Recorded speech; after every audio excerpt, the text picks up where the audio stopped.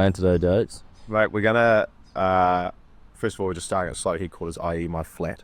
Then we're gonna go into Hamilton and do some roasting. We're gonna roast 2 new coffees, take you guys like behind the scenes of that entire process, from kind of weighing out the coffee, doing some moisture testing just to figure out how to do some new profiles. They're both pretty crazy processes, so it should be quite exciting, a bit nervous. And then do that, and we'll cup, and we'll do some tasting notes, and just take you guys really immerse yourselves in behind the roasting. And then we're going to come home after that and go out for a bit of a road ride and just see what the day brings us, really. And Bennett's just going to hang out with me. Team in. Now team, you can wet your paper filter. James Hoffman reckons you don't need to, but I still like to.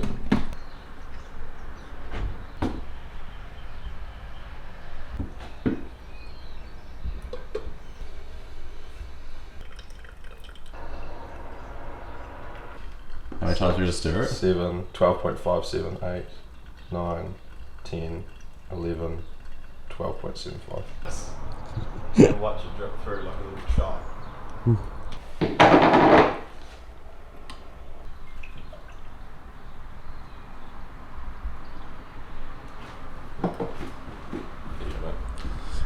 Thanks, bro.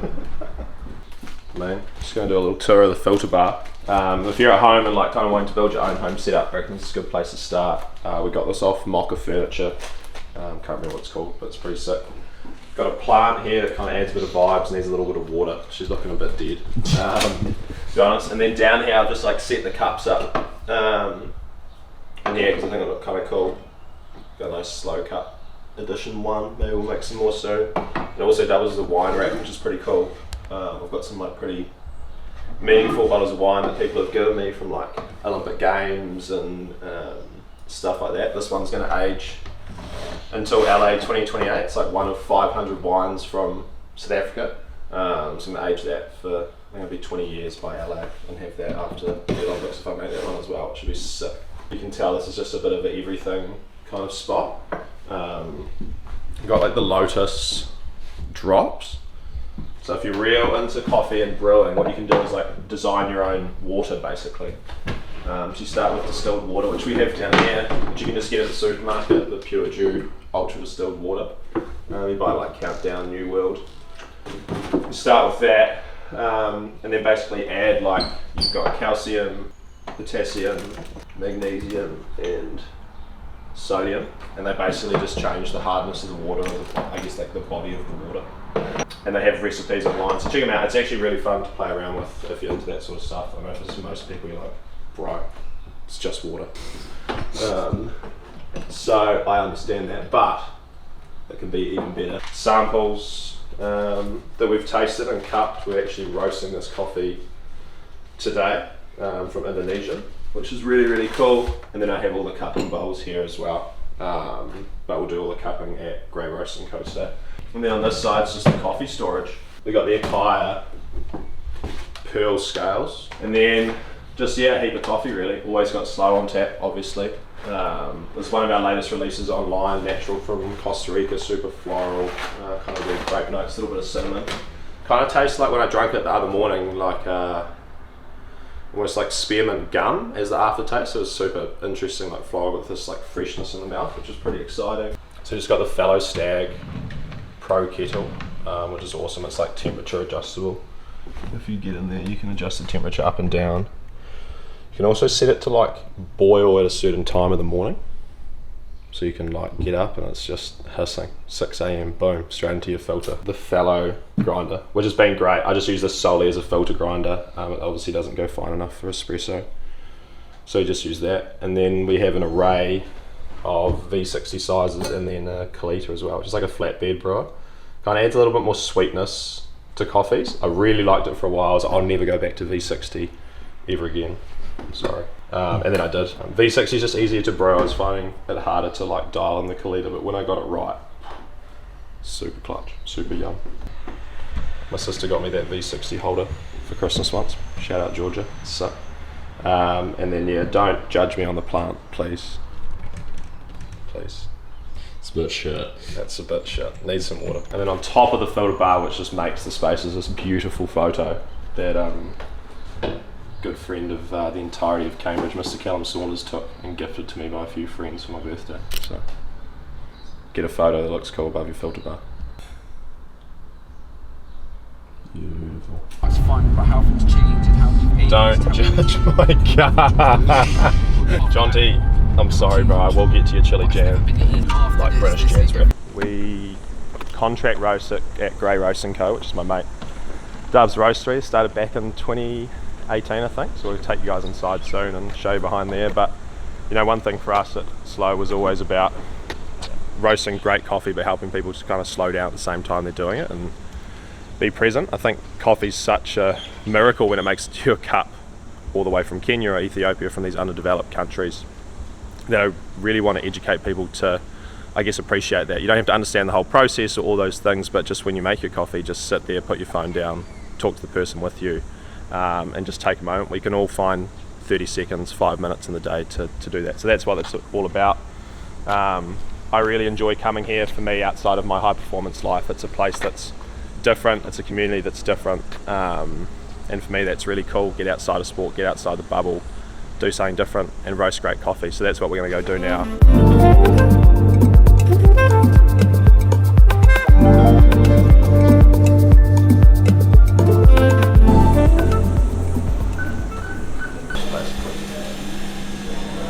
Look at these and then look at the gas and just figure out how we're going to do it. Like if we do use like the moisture content and like what we know about the coffee to do the planning, and then we've also just got to roast and see what's happening during the roast, which is what we will do soon.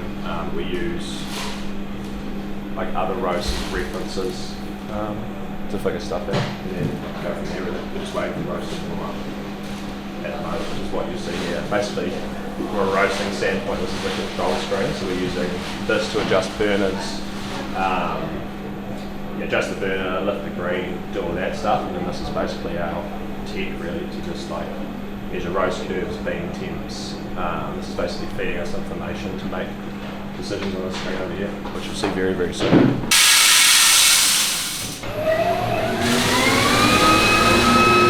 Masters Cup Championship, which is like basically have like 3 coffees, 2 of them are the same, one's different, so you've got to identify which cup's different, but they'll be like same processing methods but different countries or whatever, so subtle differences. So he's been drinking so much coffee, he just got sick of coffee, but he found this gangster decaf, so that's what we're going to try now for the first time, which is super cool. Yeah, it's fucking yum for a decaf. So this is, we use Cropster to kind of measure all the roasting, which is basically like, that seems to be the industry standard for what most people use. So you can come in here, log all your roasts. So obviously you got like the roaster name here, which is like a 15 kg roaster. We just do 3 kg batch size because we're small. That way we sell it, it keeps it fresh, it doesn't get too old. So it's been quite an art perfecting roast that small and basically such a big roaster. We've got pretty close with lots of help from Dove, which has been mean. So when you come into the profile, once it loads, there's like there's a lot to take in, but the 2 things we're really looking at is this curve here, which is called your rate of rise curve. So basically when you heat coffee up, you drop the coffee in and it starts from that point on increasing in temperature, but what this curve is doing is measuring the rate at which it increases. So basically how fast it's going up in temperature towards the end of the roast. And the number 1 rule in coffee roasting basically is to have that number slowly decreasing evenly over the course of the roast, which is the nice beautiful curve you see here. So this is the roast I did last week with our Mespe of the Costa Rican. So you can see it's a really nice gentle downward curve. There's a few things we weren't super stoked with, but it still turned out really nice, and you can see the curve from when you step back from it is really nice. We talk about like getting stuck in the curve, and you can be in there and you don't really know, it all looks bad, but when you step out, it's quite a good analogy for life really. If you just step out and look at it from a high level, it's actually not as bad as it seems.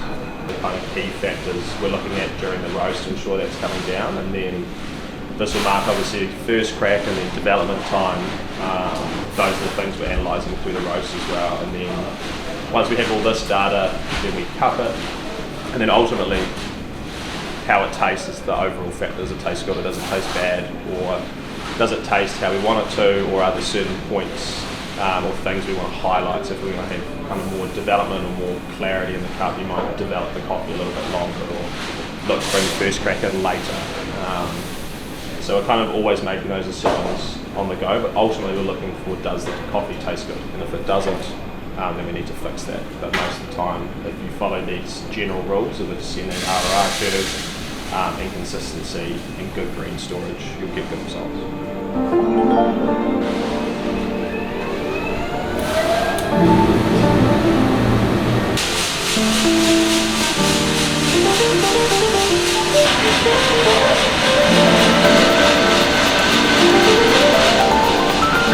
Tell me to move the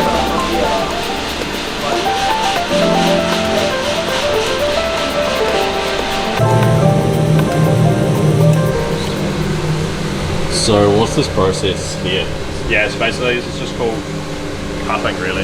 As I was saying a bit before, it's basically, if you think about after you have a roasted coffee bean and you send out to the consumer, there's so many different ways it can be brewed, whether it be AeroPress, V60, Kalita, but for the espresso machine, batch brew. And even within that in itself, then you're opening itself up to so many variables, different grinder types and grinder speeds and all those sorts of things. So cupping just ensures that it's super simple. The only variable is ground coffee and water, and we use the same one every time. So we just 13 grams of ground coffee, 200 grams of water, let it sit for 3 minutes, scrape the top off, which you'll see in a minute, let it cool down, and then slurp it on the cupping spoon, which you'll see as well.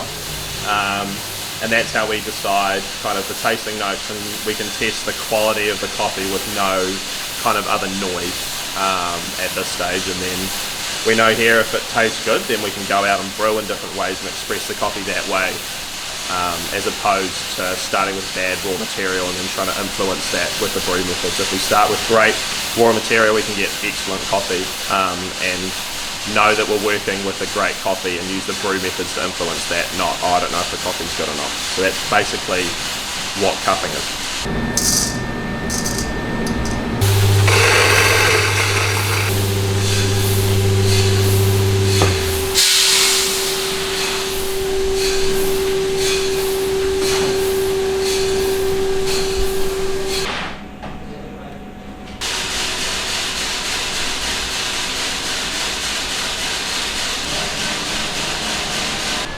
Yeah, so this is the coffee we just roasted before, but obviously before it's roasted. And then we get a shot soon of like what the green coffee looks like. It's green, like it's unroasted. Kind of looks like peanut, but they come in this like eco-tack bags, which keeps the freshness. This is from Opal Coffee down in Christchurch. They're one of the main suppliers we use to buy a lot of coffee off, because they're really good in selling like much smaller batches for us, which is really great because we don't sell heaps at the moment. Compared to like big sacks that you get some shots of soon. And then basically the front of these is just all the information around what the coffee is. So the producer, the regions is obviously from Indonesia, the kind of varietal, so like the coffee trees it comes from, and then coffee trees have brothers and sisters and different varietals and all this sorts of stuff. And then you have the processing method, which is peach inoculation and yeast. We'll put in the bio at length kind of what that means, and you'll find it on our website when we release this coffee as well. It's quite a long explanation. And then we also have when it was harvested, which is important as well, and the altitude it's grown at. So there's like a lot of information that comes with each coffee and stories of the farmers as well. And then it's also about we buy off Opal, and they're ensuring that farmers are paid a fair price for these coffees as well, which is obviously super important. So that's what like a lot of the single origin coffees come in, smaller boxes, and then all our espresso stuff comes in big green sacks, which we'll get a few shots of. Find some peace.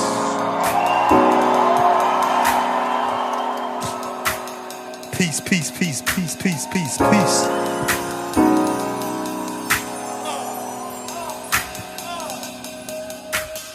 You'll hear this a lot in the cupping room. And the reason that is, as opposed to just like drinking it, is the slurping helps like aerate the coffee and give it more complexity to the flavour. Just really understand the Thai coffee really, but it becomes a bit of a joke in the cupping room as to who can slurp the loudest.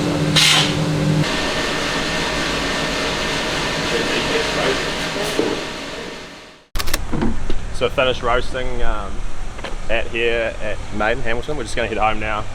I've got like 40 minutes on the road to do. Super cruisy day. So just going to do that, tap out. Real nice sunny day in the sunshine, and then probably meet Bennett at the coffee shop for a brew and just hang out really, do some work at home, go over those tasting notes we just wrote down and just enjoy the sunshine.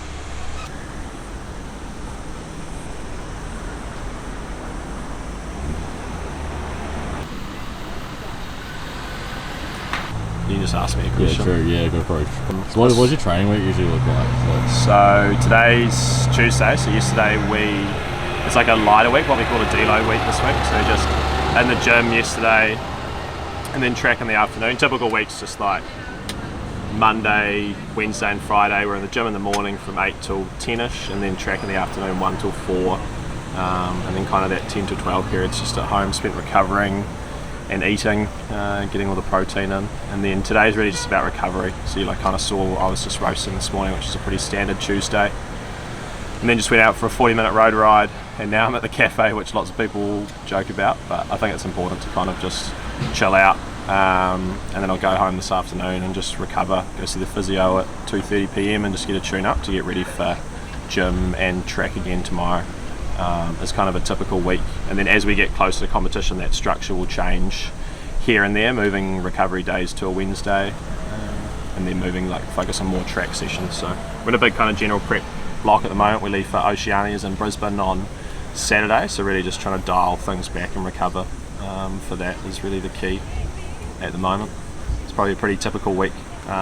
It's summer at the moment as well, so it's really nice to get outside on our road bikes. The road ride was eventful. I dropped my chain, so I've got noob marks all over my hands, which hopefully I don't get on my lunch when it comes out soon.